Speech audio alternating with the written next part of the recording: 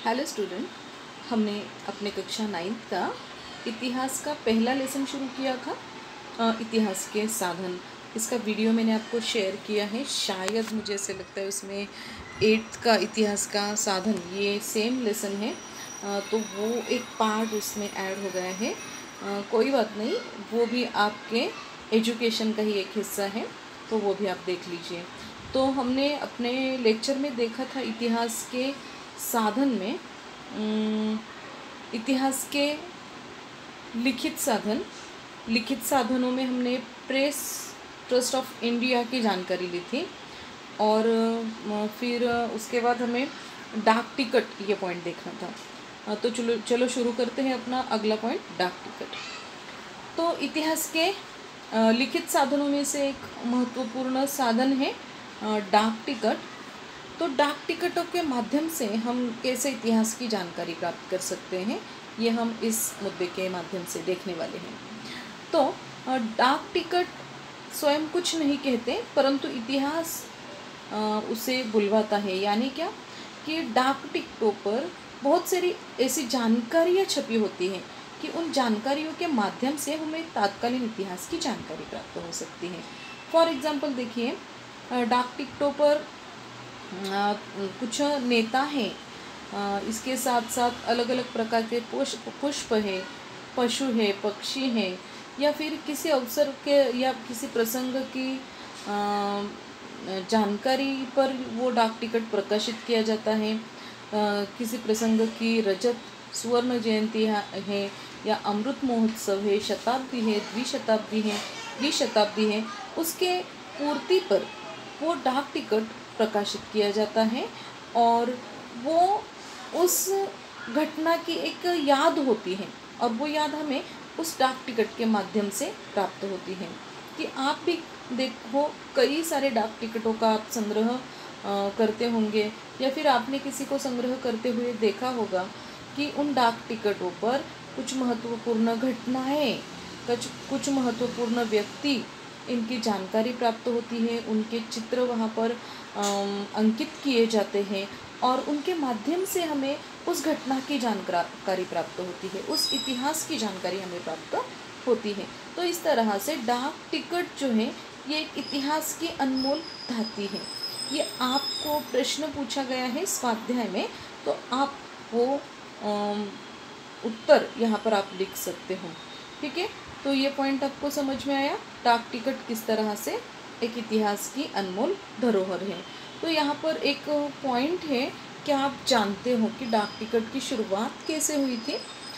भारत सरकार ने ईस्वी सन 1977 में झाल कूपर ये जो है उन्होंने टिकट का प्रकाशन करवाया था, और इसीलिए जाल कूपर को डाक टिकट के विषय में अंतर्राष्ट्रीय स्तर पर एक अध्ययनकर्ता के रूप में वो कार्यरत थे, और इसीलिए उनको डाक टिकट का जनक भी कहा जाता है।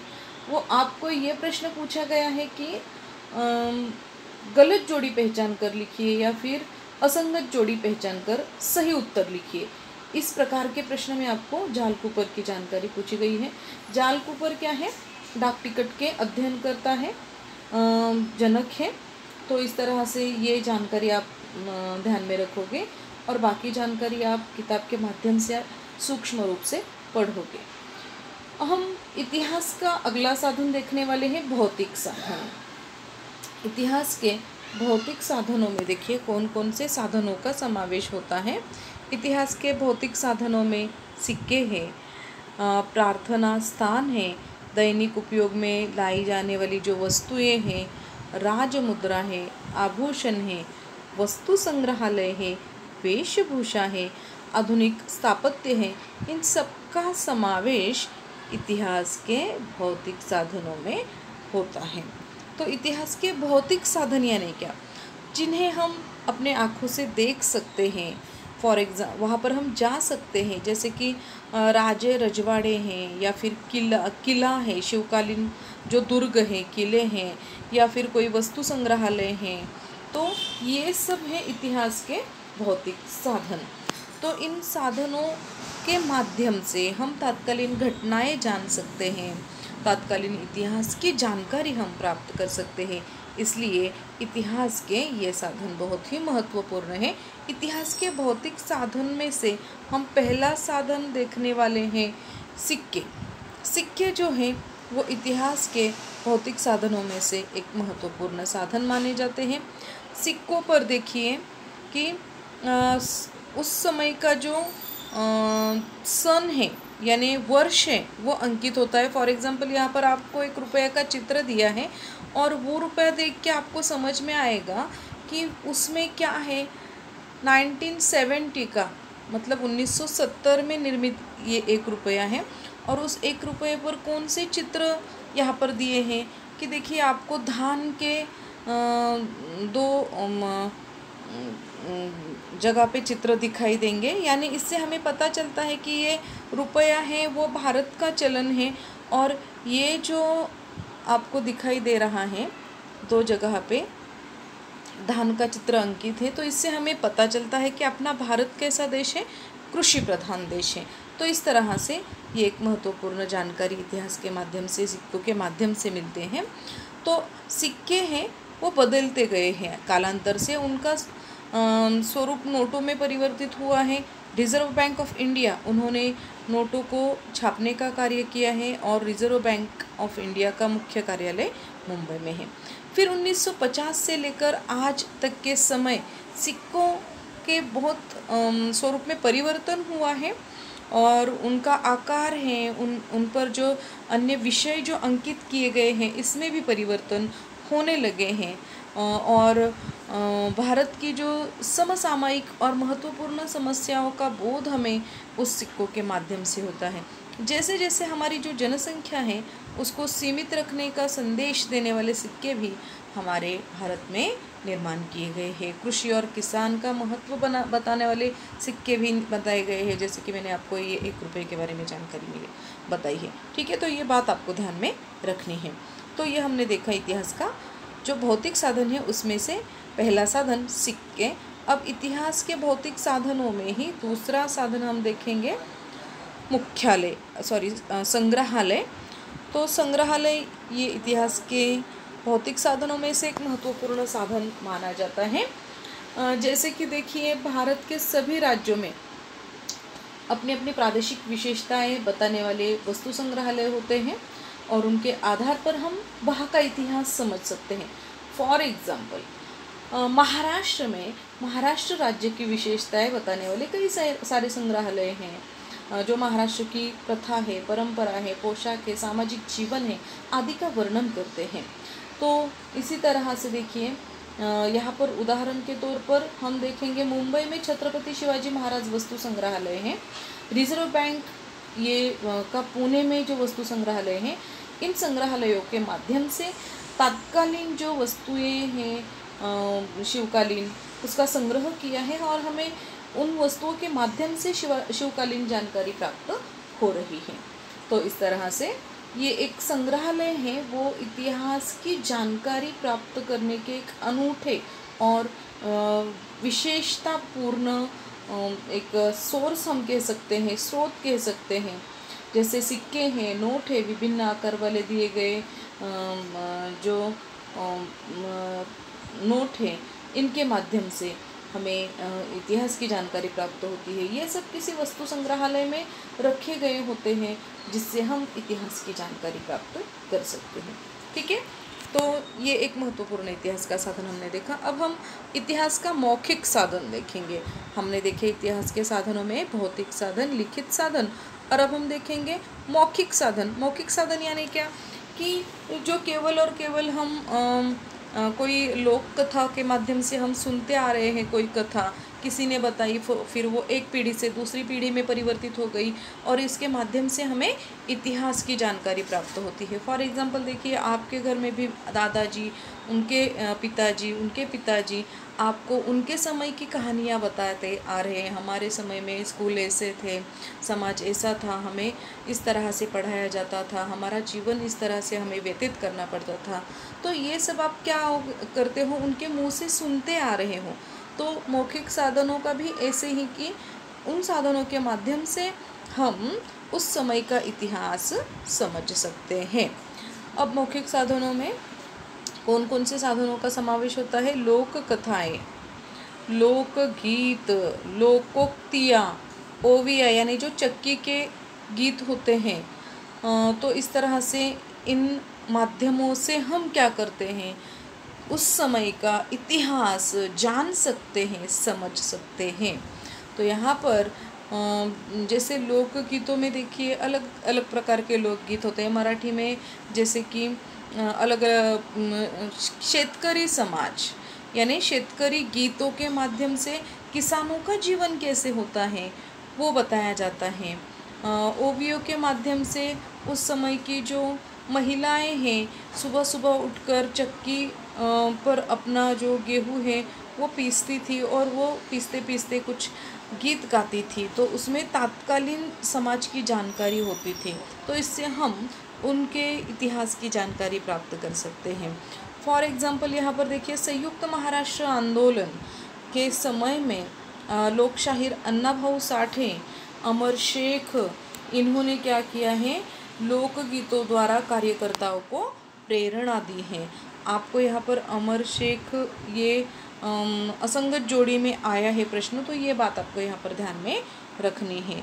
तो मौखिक साधन यानी क्या? पोवाड़े हैं, लोकगीत है, लोकोक्तियाँ हैं, ओविया हैं। इनके माध्यम से हमें तात्कालीन समाज, तात्कालीन घटना की जानकारी प्राप्त होती है और हम वो इतिहास समझ सकते हैं। तो यह बात आपको ध्यान में रखनी है। अगला इतिहास का साधन है दृश्य और श्रव्य साधन।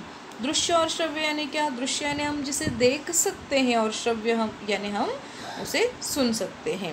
दृश्य और श्रव्य साधनों में इतिहास के दूरदर्शन है, फिल्म है, इंटरनेट है अर्थात अंतर्जाल है, इनका समावेश होता है। तो ये भी इतिहास जानने के, इतिहास समझने के महत्वपूर्ण साधन हैं। तो फॉर एग्ज़ाम्पल देखिए कि जैसे कि अलग अलग चैनल्स है, हिस्ट्री चैनल आप देखते होंगे, डिस्कवरी चैनल आप देखते होंगे।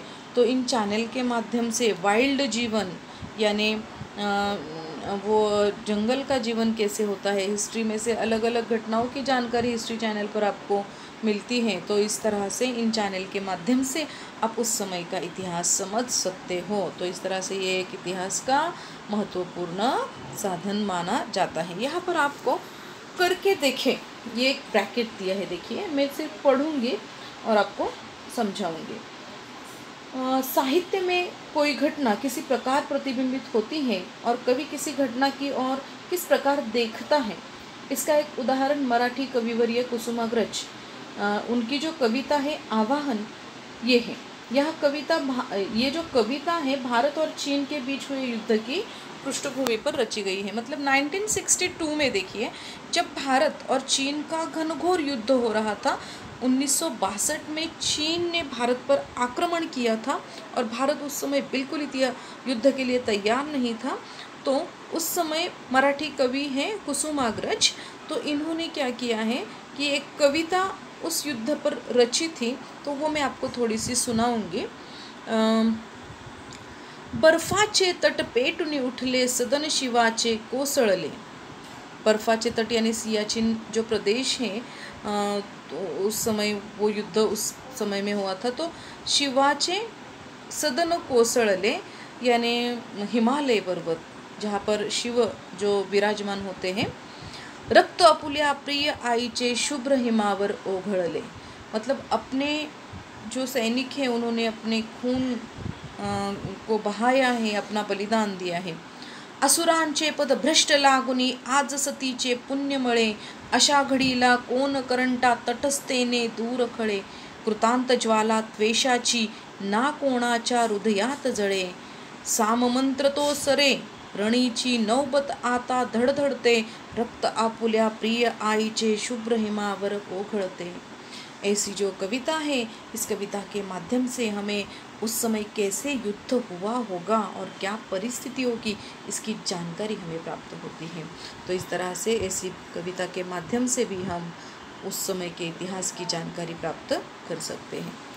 अगला हम देखेंगे दृश्य और श्रव्य साधनों में भारतीय फिल्म और टेलीविज़न संस्था अर्थात FTII। ठीक है, तो भारत सरकार ने पुणे में 1960 में लोक शिक्षा देने के उद्देश्य से film and television institute of India नाम का एक संस्थान खोला था, उसकी स्थापना की थी। और इंडियन न्यूज़ रिव्यू नामक संस्थान ने राजनीति, समाजनीति, कला, खेल कूद, संस्कृति ऐसे विभिन्न क्षेत्रों में घटित जो महत्वपूर्ण घटनाएं हैं उनके आधार पर समाचार फिल्में अर्थात डॉक्यूमेंट्री जैसी फिल्में बनाई थी। तो इस विभाग ने समाज का नेतृत्व करने वाले और देश के लिए जो अपना योगदान देने वाले व्यक्ति हैं उनके महत्वपूर्ण स्थानों की जानकारी का अनुबोध इसके माध्यम से दिया था। तो ये एक महत्वपूर्ण फिल्म और टेलीविज़न संस्थान है, वो इतिहास को संभाल कर रखने के लिए या फिर इतिहास की जानकारी के लिए अपना महत्वपूर्ण योगदान देता है। तो FTII का आपको यहाँ पर एक लोगो दिया है, वो आप देख सकते हो। ये जानकारी भी हमें बहुत ज़रूरी होती है। तो इस तरह से जो भी फिल्में बनाई गई हैं यहाँ पर आधुनिक भारत के इतिहास का अध्ययन करने के लिए हमें उसका आधार बहुत ही महत्वपूर्ण मिलता है। अब तक हमने इतिहास लेखन के लिए उपयोगी कुछ साधन देखे हैं। 21वीं शताब्दी में के समय इतने परिवर्तन हुए हैं, बहुत सारे तकनीकी में भी परिवर्तन हुए हैं और कई सारे साधन इतिहास के उपलब्ध होने लगे हैं, नए नए साधन आए हैं। फॉर एग्ज़ाम्पल जैसे टेलीफोन जाकर अब नया आया है मोबाइल। पहले क्या होता था, पेजर होता था, कई कई घरों में लैंडलाइन रहती थी, पर आप आज देखोगे कि प्रत्येक व्यक्ति के लिए मोबाइल ये साधन उपलब्ध हुआ है और इसके माध्यम से, मोबाइल के माध्यम से हम तुरंत गूगल पर कोई घटना सर्च करेंगे तो कई सारी जानकारी हमें उस घटना की प्राप्त होती है और इस तरह से हम उस समय के घटना की, उस समय के इतिहास की जानकारी इससे प्राप्त कर सकते हैं। तो इस तरह से इन सभी साधनों के आधार पर हम इतिहास का अध्ययन सहज रूप से कर सकते हैं और हमें अपने इतिहास के साधनों का संरक्षण करना चाहिए, जतन करना चाहिए और हमें अपनी धरोहर बनाए रखनी चाहिए। यहाँ पर अपना ये 9वीं का पहला जो इतिहास का पाठ है वो पूर्ण हुआ है। इसके जो प्रश्नोत्तर है वो हम अपने अगले लेक्चर में देखेंगे। तब तक धन्यवाद। पढ़ाई करो और इस पाठ का सूक्ष्म वाचन करो। कोई भी प्रश्न है आप मुझे पूछ सकते हो। धन्यवाद।